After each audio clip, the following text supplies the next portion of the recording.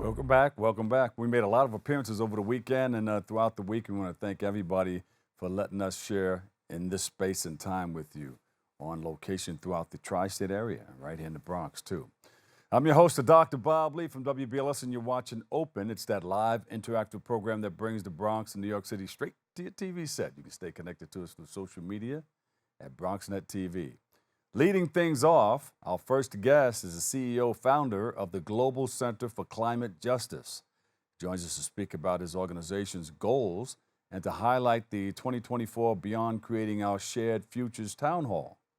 Please welcome to the show, Daniel Faber. Welcome, welcome, welcome. Oh, thanks for having me. I'm glad to be here. Daniel, what's it all about? What are we talking about here when we say that we're working with climate change, a Global Center for Climate Justice? Well, we work on lots of different issues, which we can talk about in a moment. But of late, what we've been doing is focusing our attention on what we consider the big overriding issue, which is Project 2025, which is this type of dystopian game plan that the power brokers in the conservative movement and the Trump administration are planning to implement if they win the election in 2020. It's far more extremist than what we saw in 2016. So we've been participating in a number of town halls with other organizations all over the country, trying to inform and warn the American people about what the conservative movement is planning to implement if they win the election in 2020. Yeah. And the thing about this is we don't really have to guess. They're telling us what they're planning to do. And this is far more serious than in previous years because this is the first time that you've had the entirety of the conservative movement come together, over 100 different key organizations, along with former Trump administration officials. Mm-hmm. And they've devised a very sophisticated, detailed plan where they have reached a consensus. Yeah. And that they are going to work to implement the vision that is outlined in Project 2025. They've learned their lessons from the past. And quite frankly, to tell you what they are planning to do is chilling. When you read what they are planning, it sends shivers down the spine. So, for example, They want to rescind all the regulations that prohibit discrimination on the basis of sexual orientation, gender identity, and other sex characteristics. They're calling for the dismantling of multiple government agencies, such as the Department of Education, that enforce civil rights law. They want to systematically dismantle climate policy, any mention of climate science and work on climate science in the federal bureaucracy, and in our participation in the Paris Accords. Mm-hmm. So it reads like this dystopian strategic playbook on how to destroy the federal government as we know it, and what Paul Dans, the leader of Project 2025, calls the administrative state. So we're sounding the alarm bells these days and trying to get people organized in preparation for what's coming. Yeah, this is a system of duality, the yes and the no, the him and the her, the this and the that, the left and the right. One side is doing one thing. What is the other side doing to combat that? Well, I think you could speak of the way in which many popular movements now in the United States that have been working for various issues around racial, economic, climate justice, and so forth. We've reached this point now where to really take on climate change, for example, you're taking on some of the most powerful corporations in the world. And over the last 30, 40 years, many of the most severe corporate polluters in the United States have organized themselves into a very sophisticated network of think tanks and policy institutes and research centers. They bring in over $800 million a year from major oil and gas companies like Exxon and so forth, mm-hmm. to try to convince the American people that climate change isn't real. And more recently, they've been funding huge efforts at voter suppression, trying to restrict access to the ballot in Black, brown communities, in indigenous communities, because those communities have some of the strongest pro-environment voting records. So what we're seeing really is a movement by the conservative movement to become much more focused on dismantling the safeguards of American democracy, begin dismantling democracy itself and promoting voter suppression and so forth. So over 1,000 different bills have been introduced in the United States Yeah.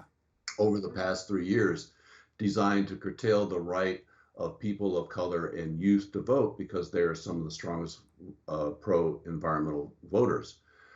So in many ways, to take on the most powerful corporations in the world, we have to build something very new that's never been done in American history. We have to build a multiracial, multi-class, multi-generational, in many ways, multinational movement that brings together different issues to arrive at a more comprehensive policy agenda that begins linking different issues so that we have the power to take on these giants, some of the most powerful corporations in the world.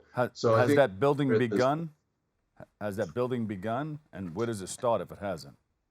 yes, and I think this is what's so exciting for me about this particular moment in history is that we are seeing the formation of a much more transformative environmental politics, one that begins to unite issues of racial justice, social justice, and environmental protection, and take a much more comprehensive approach that begins to address root causes and looks at how these different issues are linked, but also to begin to develop a much more um, transformative vision of how climate change can serve as a catalyst for building a better society.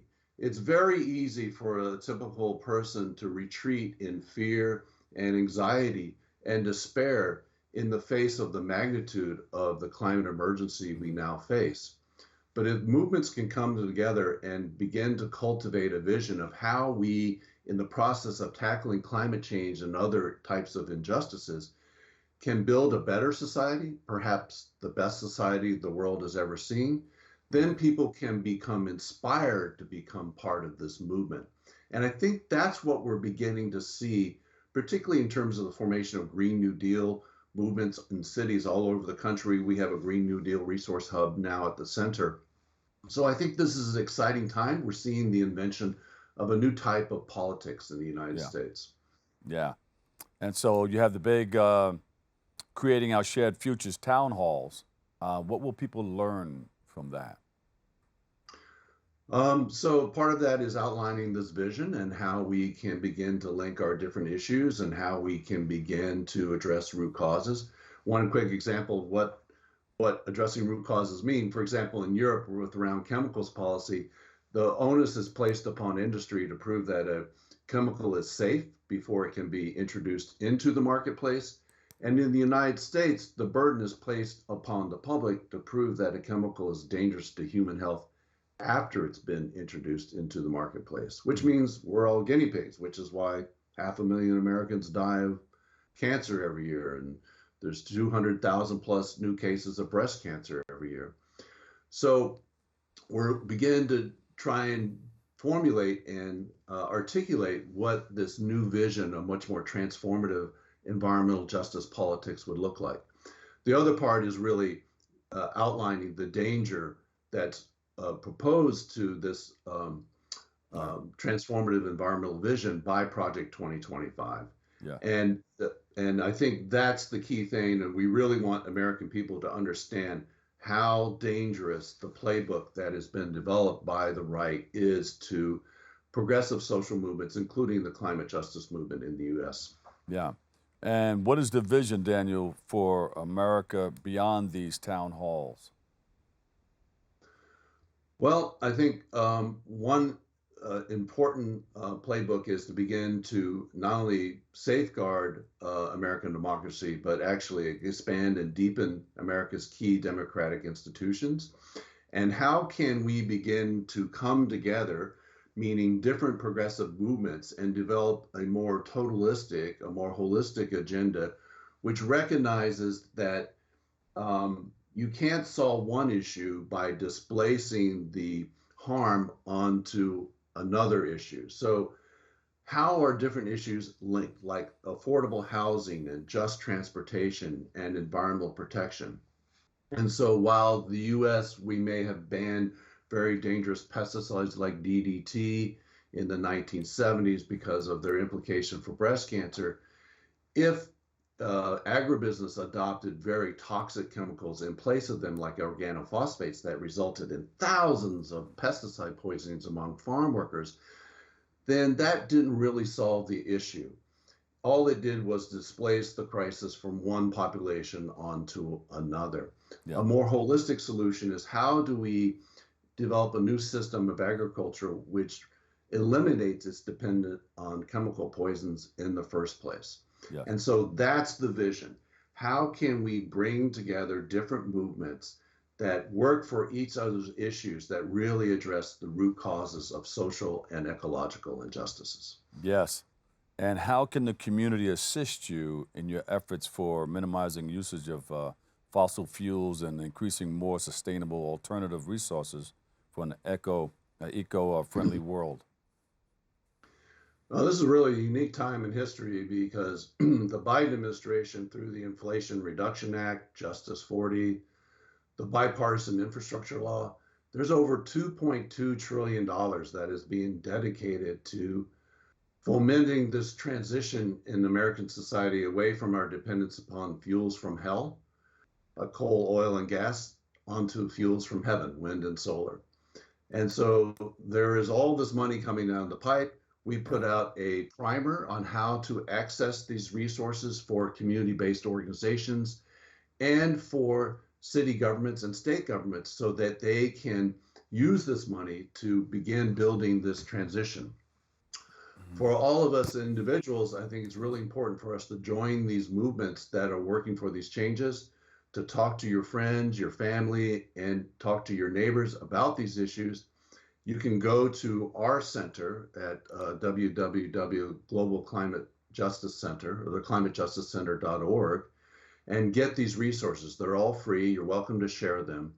And more importantly, in the upcoming election, it's really important to encourage your friends and family to vote, not just in the federal elections, but also into the local elections.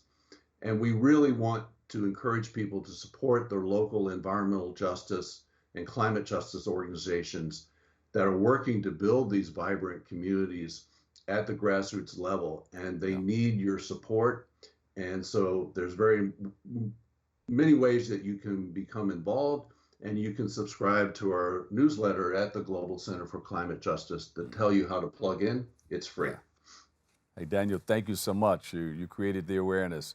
We appreciate you. Thank you very much. Thank you. Daniel Faber, co-founder of Global Center for Climate Justice.